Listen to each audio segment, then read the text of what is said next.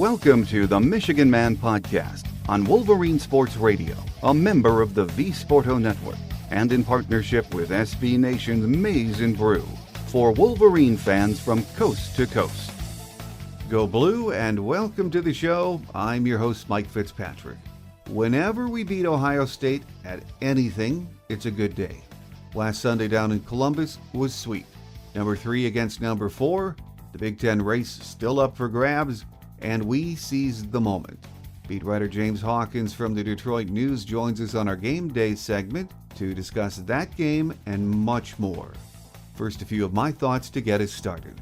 Last weekend was beautiful. We went down to Columbus to play Ohio State with so much on the line. It was a national TV game, the first time ever meeting between these two teams when we were both top 5, and the Big Ten race still very much on the line. I don't even care there were very few people in the stands at that place. It was a great game, and in the end, our poise and execution led us to victory, a hard-fought victory. It was very satisfying, though. What made the weekend even better was hockey going down to Columbus and splitting a pair with Ohio State. It would have been nice to sweep them, but we'll take the split. Then Kim Barnes-Arico and the ladies beating the Buckeyes up here on Sunday evening, so it doesn't get much better than that. Juwan Howard has his guys playing elite basketball this year. The next 2 weeks will see us playing a very challenging schedule, to say the least, with the Big Ten regular season championship well within our grasp. We are recording the show on Thursday morning. Tonight, Iowa visits Chrysler for another top 10 matchup. Then Saturday, it's down to Bloomington to meet a very good IU team. Then back here next week for another huge top 10 encounter with the Fighting Illini. It's going to be fun. My guest today says if Michigan can win the next 2, then beat the Illini here next week, we could clinch a Big Ten title. And I know that's getting ahead of ourselves, but the way this team is playing, it could happen. Beat writer James Hawkins from the Detroit News joins me next on our Game Day segment on this week's edition of The Michigan Man. So stay with us.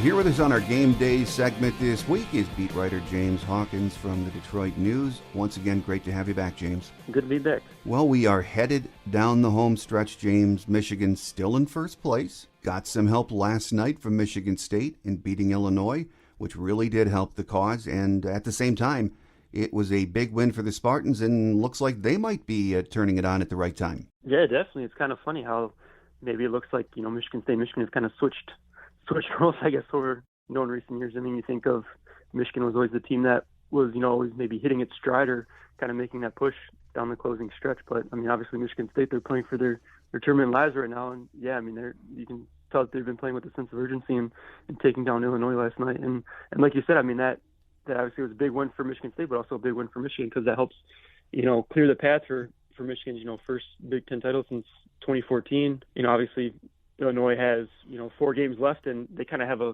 pretty tough closing stretch there. I mean, they only play once at home, and that's against Nebraska, and then their final 3 games are on the road at Wisconsin, at Michigan, and at Ohio State. And obviously Michigan, though, they don't have an easy schedule either here closing out. I mean, they got 5 games left Thursday night at home against Iowa, then they got road games against Indiana and Michigan State, and then they still got to play, Michigan State and Illinois at home. But yeah, I mean, the Illinois loss is huge for Michigan in terms of just the Big Ten title chase. And I think crunching the numbers, I mean, Michigan just has to win 3 of their final 5 games to kind of secure the title. And I mean, that's also assuming that Illinois wins out in the final 4 games. But yeah, I mean, that win, like you said, it was huge in multiple ways, for Michigan State's, tournament hopes, kind of helping them push towards the bubble. And then obviously with Michigan's chase here towards the Big Ten title. James, I think Michigan fans are still buzzing, though, about that big win down in Columbus on Sunday. And that game did have the feel of a championship or NCAA tournament game. A lot of folks said maybe the best basketball game in college this year. Yeah, I mean, that was probably the best game I've seen, and I don't remember how long. I don't remember what the best Michigan game was that I witnessed before that. I mean, that was just, from the start, that was just a high-level game, just with the offenses just flaring it out, on all cylinders. I mean, it was just back and forth. It was incredible. And I mean, if you look at the shooting percentages, if you just look at what Ohio State did, you almost wonder how Michigan won. I mean, Ohio State shot, 53% from the floor. made half their three-pointers, and they shot over 90% from the free throw line. I think if you just looked at their stats, you might have been like, you might have thought that Michigan was in trouble in that game. But I mean, Michigan, I mean, they also shot over 53%, and they made almost half their threes in that game too. And I mean, they just made all the kind of the critical plays. They're kind of in those final 4 minutes that kind of helped them pull that out. But that's a game too, though. I think if they replay that game, I don't think there's a lot of things would happen again in that game. Like I don't think anyone would assume Michigan would shoot 10 for 13 from three like they did in the first half, and then I don't think they would also shoot 1 for 10 from three in the second half. That was the best game I've seen in a while, and it definitely had the feel of like a Final Four game.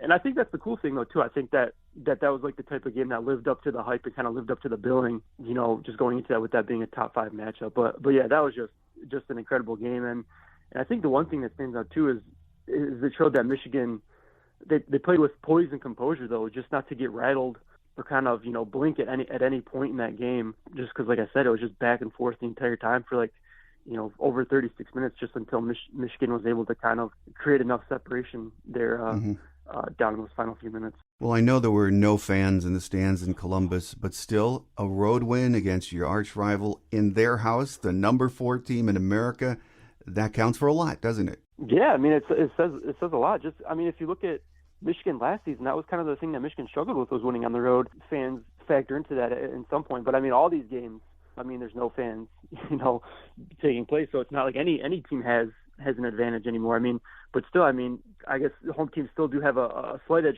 just because they have that familiarity with their court and in that environment, obviously, And two, I mean, just look at what Michigan's record was in Columbus heading into that game. I mean, they lost 4 straight at Value City Arena. They lost, 14 of their last 16 trips there. Most of those games, I think like 8 or something like that. I mean, they lost by double digits. So a lot of times they went there, I mean, they left, with disappointment and double-digit defeats. And I think that, that says a lot that, that they were able to go in there and kind of finally come out with a win. And the same thing, too, with the game when they went to the Kohl Center. That was another place where, Michigan historically struggled. And everything that makes this more impressive is just the fact that the Wolverines are doing this after coming off that, that 3-week layoff and that 2-week athletic department shutdown where they weren't even able to practice together. So I think when you factor that into the equation, I think that just makes, everything that Michigan has been able to do over the, these last 2 games even more impressive. Oh, absolutely. So many guys played big on Sunday in that win, but 2 stood out, I think, to me and everyone watching. Johnny Brown off the bench, Hunter Dickinson really taking over in the paint in the second half. But starting with Brown, has this guy exceeded expectations or what, James? I don't know. Like I said, I think I talked to you about this last time we talked, but it's kind of one of those things like you didn't know kind of what to expect from Shawnee coming in, just because if you looked at, obviously he was a 3-year starter at Wake Forest before he came here. I think there was maybe questions about how he would handle a role. Like there was, when Juwan Howard was recruiting him, he told him like he wasn't guaranteed any, a starting role, or he wasn't guaranteeing him any minutes or anything like that. So on one hand, it was kind of unknown how, Shawnee was going to adapt to taking on a new role after, being one of the key guys that Wake Forest had for 3 years in a row. That's been a credit to him this entire season, that he's bought into this. And I mean, he's scoring the least amount of points and playing fewer minutes than maybe he has had throughout his entire college career. But it says a lot to him that he's just bought in, and he's been one of the best 6 men in the Big Ten this year. I think you can obviously make a strong case for him for winning that award. And I think in the win at Ohio State, he kind of showed.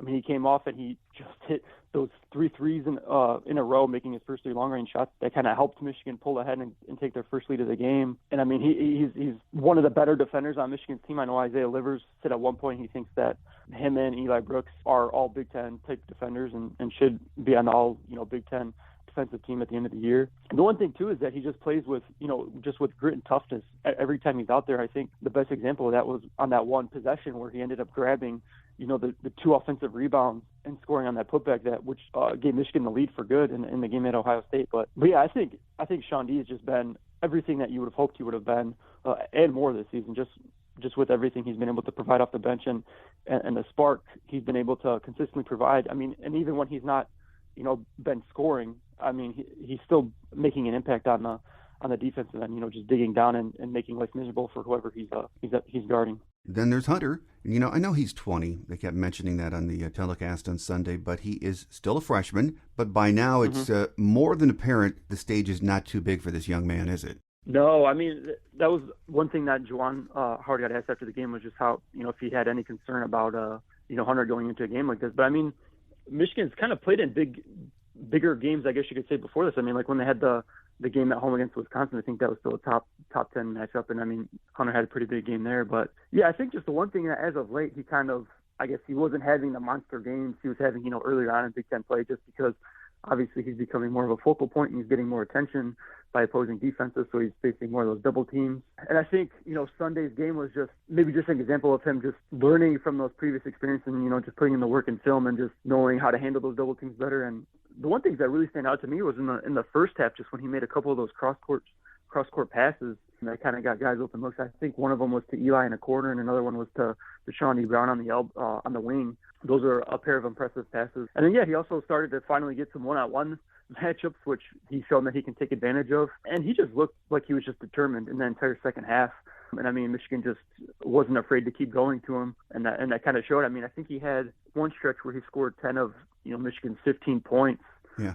When they kind of took the lead for good. So he kind of took over in the second half of that game. But I think the one thing though too with Hunter that has maybe impressed me more so is the one thing that sometimes freshmen big men struggle with is kind of defending without fouling. But that's one thing he hasn't really had trouble with at all this season. I think there's maybe been a game or two where he's run into some really foul trouble, but I think that's one thing that doesn't get said enough is just how he's been able to defend, to wall up and alter shots and block shots without ever really getting in foul trouble. And I mean, you go back to earlier in the season when Austin Davis was out for those 4 games, Michigan could have been in trouble, if Hunter ever gotten into foul trouble like that, but he never did.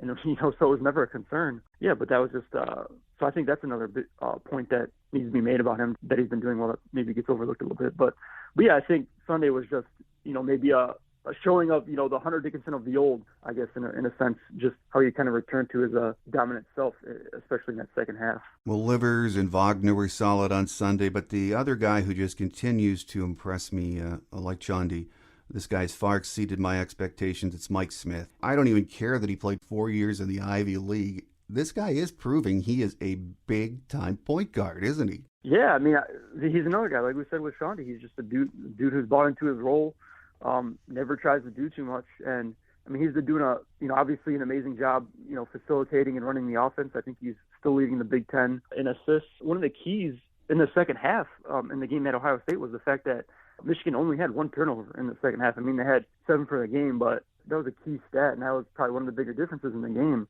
was the fact that they were valuing the possessions and not giving Ohio State extra possessions in the game that it was obviously back and forth throughout the entire game. And I mean, obviously Mike Smith has a huge hand in that, and I think he finished that game with 7 assists and he only had 1 turnover. But I think he's another guy where he's maybe exceeded expectations for what people had for him coming in, because obviously there was questions about how he would obviously fare or adapt, to the Big Ten, making that step up from the Ivy League to the Big Ten. But I think he's met every expectation. And I mean, he's shown though at points though too, he can score when needed to. I mean, I think there was in the game against Rutgers when Michigan kind of had that one offensive slump where they were kind of struggling to score points. I think he had that one point where he kind of just drove the ball and just scored on a scooping layup, and it kind of just looked like, the Mike Smith of his Columbia days where it was kind of like Michigan just needed a basket, so he just went off and got it. But I think he's just been everything and more that Michigan has needed this year, particularly in filling that, that facilitator role that Xavier Simpson left behind. Well, it doesn't get any easier this week, though, other than the fact we are at home Thursday against Iowa. The Hawkeyes are a scary team when they're on, but the matchup I think everyone will be watching is going to be Garza with Hunter Dickinson, and these guys are not strangers to each other, are they? No, they both grew up in the same area, and they both came through the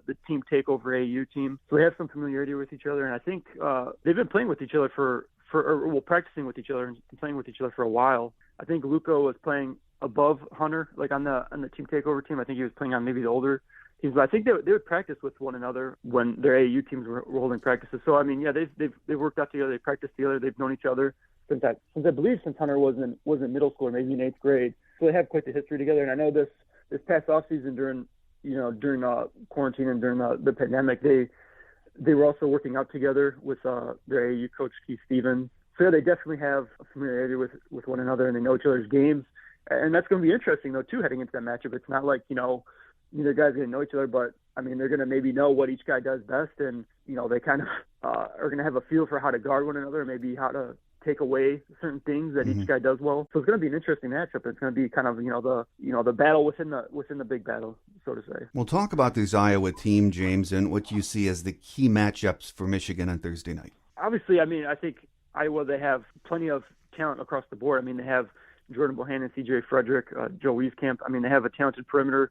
And obviously in the middle they have Luka Garza. For me, the big thing that I'm going to be watching, I mean, obviously I think everyone's going to have most of their attention on the battle in the paint with Luka and Hunter. I think that's obviously going to be probably one of the key matchups, just in a sense to see how. I think the big key though is just going to be if Hunter can stay out of foul trouble, like we were just talking about earlier, because we know that Luka Garza is good at drawing contact and maybe playing physical. So I think that's going to be one of the big keys. And obviously, if you look at the matchups last season, I mean, Luka kind of torched Michigan in both those games. I think he set the building record at Chrysler Center for scoring by an opponent when he scored 44. And then I think in the rematch when it was at Iowa, I think he scored 33. So I think clearly he's going to be the priority number one heading into the matchup, is seeing Michigan trying to slow him down. And so I think that's just going to be something to watch, is just how Hunter holds up on the defensive end, and just maybe what Michigan decides to do if they want to try to double him or dig down, how they kind of handle that. Because I know last year that was one of the things where they just kind of left Luka one-on-one. They kind of just took away the three-point line and just kind of let him get his. And then, I mean, it worked at home when I think they won, and it was like, a 102-91 or something game like that. It was just a crazy, ridiculous offensive game. So that's going to be something to watch. But another thing to watch, I think, is just Iowa, as of late, I mean, over their last 5 games, they've been actually playing pretty solid defense. I think no opponent scored more than 70 points. And, I mean, they've been holding opponents to under 40% shooting. So they've found something. I think they've been playing more man to man, and that's kind of been working for them. So I think that's going to be another thing to watch. Earlier on in the season, it was almost like if any team was in an offensive slump, I mean, playing Iowa would kind of cure those ills. But it seems like they found something as of late. So I think that's going to be an interesting thing, too, to watch, is just to see if Iowa's going to be able to continue to play this improved defense that they've shown over these last 5 games, and if it's going to be able to slow down, Michigan's offense at all. The key to this game is getting key stops or turnovers, because just like Sunday down in Columbus, both of these offense can just light it up, can't they? Yeah, definitely. I mean, I think this could be another game where it's just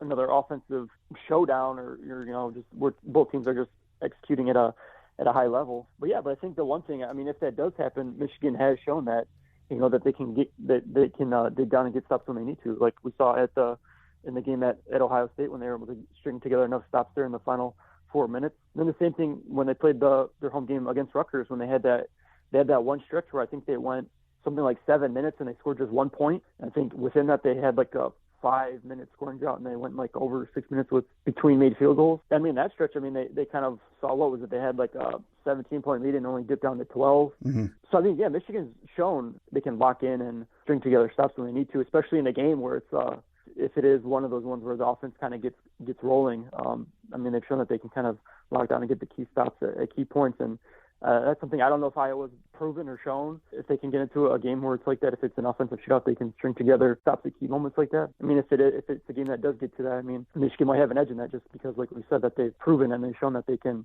buckle down and get and kind of dig down and get stops when they need to. Well, after Iowa, Michigan has Indiana on Saturday, then Illinois, followed by 2 against what could be a red-hot Michigan State team by the time they get together. One thing for certain, though, there is not one gimme in that bunch of games, is there? No, this is definitely, I think when everyone looked at Michigan's schedule at the beginning of the year, I think it was always that the closing month, the final month of the season, I think everyone looked to was going to be the hardest stretch of the schedule, and I think that's still the case.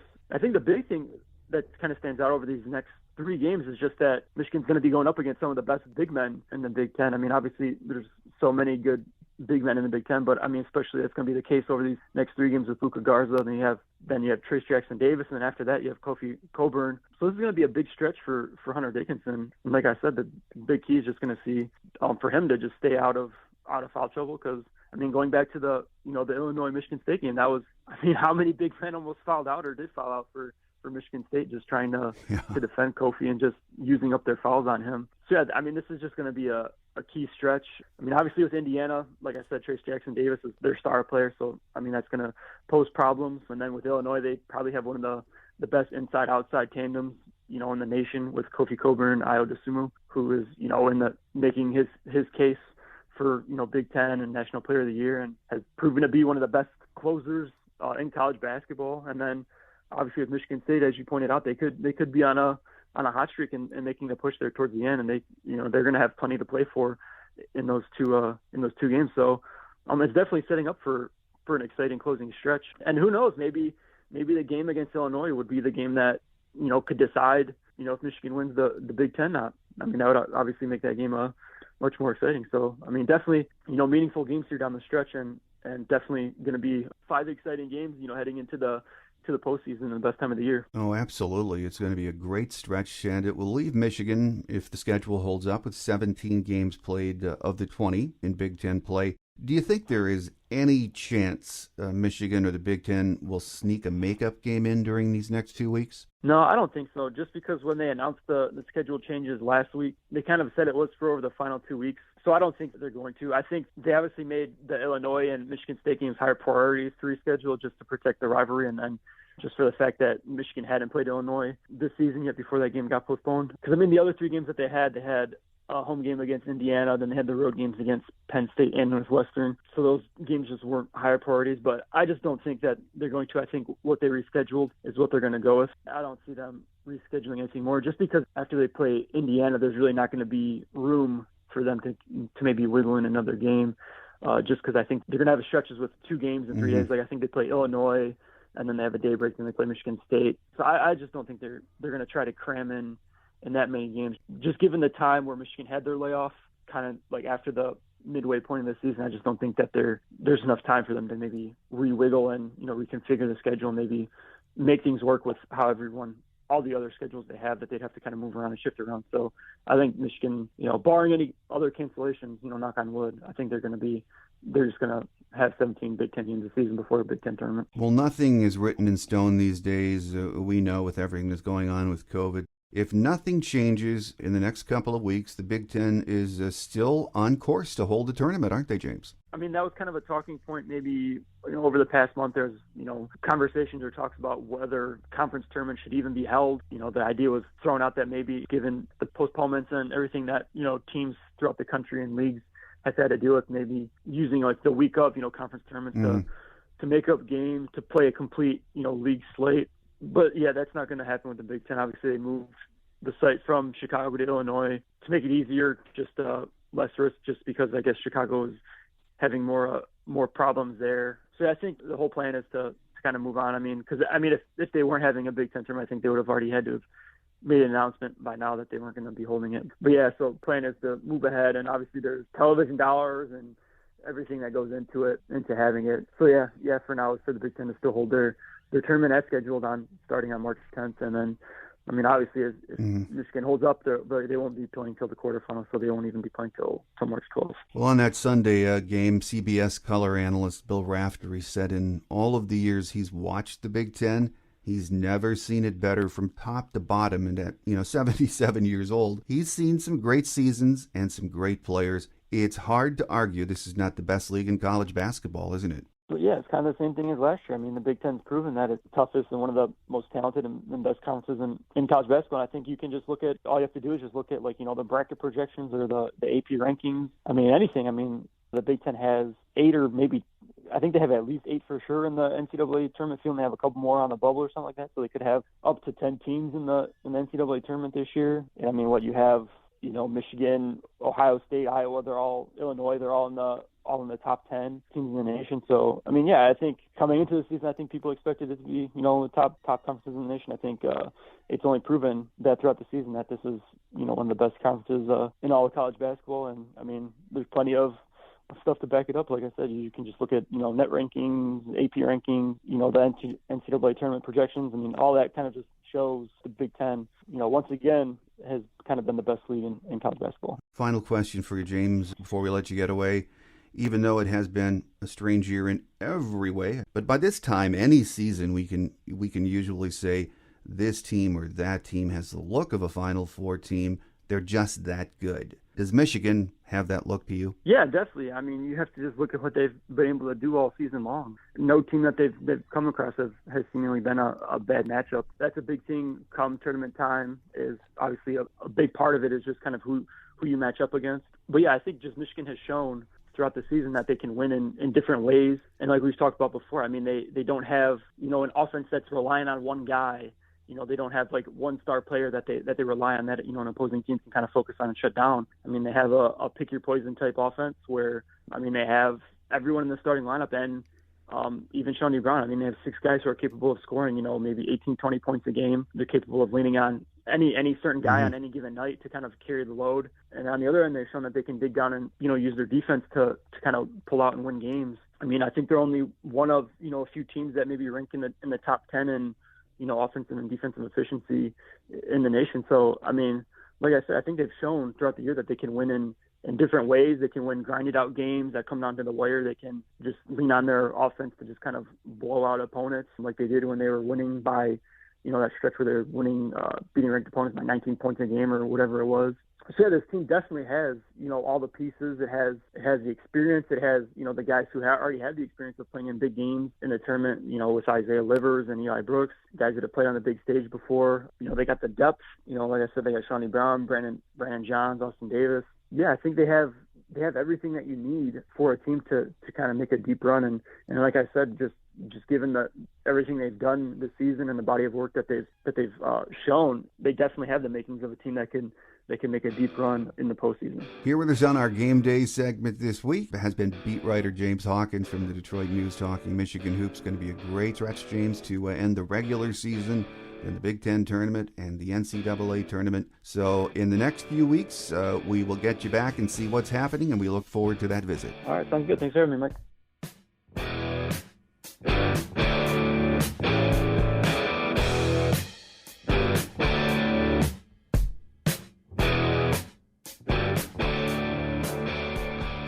On Quick Hits today, Michigan women's basketball hits the road for the first of 2 straight games, heading to face the Iowa Hawkeyes in the only meeting this season between the two teams. The game will feature the Big Ten's top 2 scorers in Naz Hillman and Iowa's Caitlin Clark. The 2 players were on the 2019 USA U19 team that won a gold medal at the FIBA World Cup. Michigan is looking for its 6th road win of the season. We are 13-2 overall, 8-2 in Big Ten action heading into this weekend. We'll be up in Minnesota to take on the Gophers Sunday afternoon to round out that trip. Hockey hosts Arizona State this weekend at Yost Arena in the final scheduled home games of the season, with the teams facing off Friday and Saturday. Both contests are slated for 7 p.m., and each will be streamed live on the Big Ten Network Plus. Following Saturday night's game, Michigan will honor its 4 seniors. Coverage will be available on the Michigan Hockey Facebook page. We are 10-8 in the Big Ten, 12-8 overall, with just 3 games remaining in the regular season after this weekend. Number 17 Michigan softball will kick off its 44th season of intercollegiate play with 3 Big Ten doubleheaders facing Purdue, Iowa, and Illinois this Friday through Sunday in its first of 2 bubble weekends in Leesburg, Florida. The Wolverines returned 16 letter winners from last season's team, including 7 starting position players and 2 starting pitchers. Among them are All-American Megan Bobian and All-Region selections Lexi Blair and Alex Storako. Head coach Carol Hutchins is in her 37th season at the helm of the Michigan program and is the 2nd winningest coach in NCAA softball history.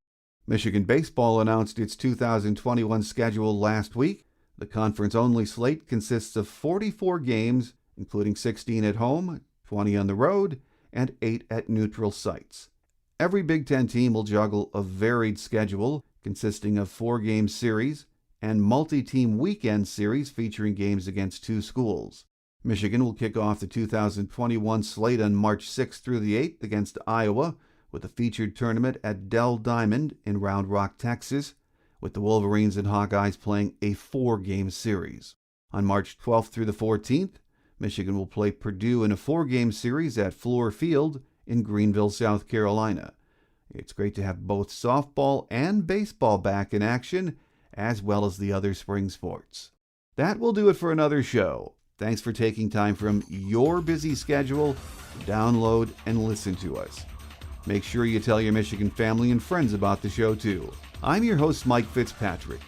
Have a great Wolverine week, everyone, Until we meet again, take care, and as always, go blue. Thanks for joining us today on The Michigan Man, here on Wolverine Sports Radio, a member of the V Sporto Network, and in partnership with SB Nation's Maize and Brew. Our listener lines are open 24/7 for your calls at 313-263-4842. That's 313-263-4842. Or email us at themichiganmanpodcast@yahoo.com. That's themichiganmanpodcast@yahoo.com. The Michigan Man Podcast is produced at the studios of Robin Lynn Productions, Allen Park, Michigan, and is not affiliated with the University of Michigan. Go Blue!